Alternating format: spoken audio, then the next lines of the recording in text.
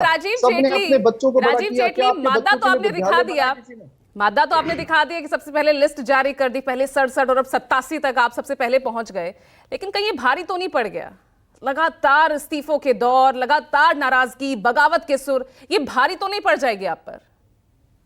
नहीं बुझा, अगर इसको इस तरीके से भी देख सकते हैं कि जिस पार्टी की तीसरी बार सरकार आ रही होती है तो हर किसी की इच्छा बढ़ती है कि मुझे भी चुनाव लड़ना है, और जब चुनाव में टिकट नहीं मिलती है तो कहीं ना कहीं उनकी नाराजगी भी होती है। हर कोई पार्टी हल्की होगी तो उससे लगेगा कि मुझे टिकट मिलती है नहीं मिलती, इस बात से मुझे फर्क नहीं पड़ता। तो ये इसको दूसरे रूप में भी आप देख सकते।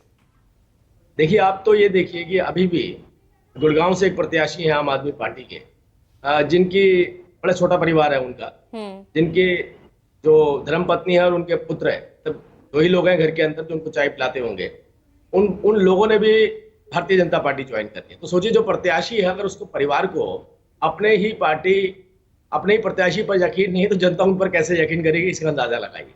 तो भारतीय जनता पार्टी ने एक बेहतर सरकार दी है, एक ट्रांसपेरेंट सरकार दी है, ईमानदार सरकार दी है, और तीसरी बार भी इस तरीके के रुझान आ रहे हैं कि भारतीय जनता पार्टी अपनी सरकार बनाने जा रही है।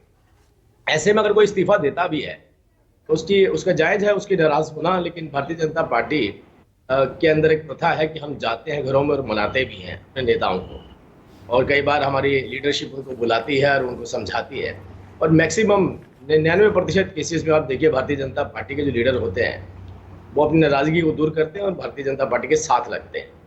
तो ये अब डिसाइड बाकी पार्टियों को करना, हमारे तो बिल्कुल क्लियर है, हमें डर नहीं था, हमें पता है जनता का साथ हमारे साथ है। जिसके साथ जनता का साथ होता है, जिस राजनीतिक पार्टी के साथ, उसके साथ कोई भी पार्टी का नेता जुड़ना भी चाहता है। ये इल्जाम भी लगता है कई बार कि आप बाहरी कैंडिडेट को लेकर के आ रहे हैं, ये भी बड़ा दबाव होता है कि हमें भारतीय जनता पार्टी से ही लड़वाया जाए। आप ये देखिए कि कई कैंडिडेट तो ऐसे भी रहे हैं जिन्होंने कहा कि अगर बीजेपी टिकट नहीं देंगी तो हम कांग्रेस में चले जाएंगे। मतलब पहली प्रायोरिटी जो है वो भारतीय जनता पार्टी ही रही, वो ये ऑप्शन दूसरा रखा गया कि हम कांग्रेस में भी जा सकते हैं, और भारतीय जनता पार्टी ने टिकट दी तो उनको कहीं जाने की जरूरत नहीं है। तो ये आप, मुझे लगता है कि जो आप अभी सर्वे करवाते हैं, अपने एग्जिट पोल करवाते हैं, पोल करवाते हैं, ये सारे मुझे लगता है थोड़े से रुझान आने शुरू हो चुके हैं कि जनता का झुकाव किसकी तरफ। जब नेताओं का झुकाव भाजपा की तरफ हो जाता है तो ये स्वाभाविक है कि कार्यकर्ताओं की नाराजगी लोकसभा चुनाव में बहुत भारी पड़ी थी राजीव जी, और इसका बहुत अच्छा प्रमाण यूपी हमारे सामने है, जिसको लेकर आपकी पार्टी के नेता ही बोल रहे थे। समन्वय को लेकर सवाल खड़ा हो गया था। अब हरियाणा में भी इन्हीं कार्यकर्ताओं, इन्हीं जो जमीन पर कार्यकर्ता है, उन्हीं नेताओं की नाराजगी, जिसमें एक दो नाम नहीं है, लिस्ट लगातार लंबी होती जा रही है। रणजीत सिंह चौटाला, सावित्री जिंदल, लक्ष्मण नापा, कर्णदेव कंबोज, रेणुका बाला, ये तमाम वो नाम है, और लिस्ट बढ़ रही है, कम नहीं हो रही है, बगावत अभी भी है।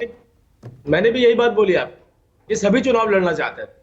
नाराजगी किस बात की आप उसको सोचिए, क्योंकि ये सभी चुनाव लड़ना चाहते थे, बीजेपी की टिकट पर चुनाव लड़ना चाहते थे, उनकी टिकट नहीं मिल पाई इसलिए उनकी नाराजगी आई।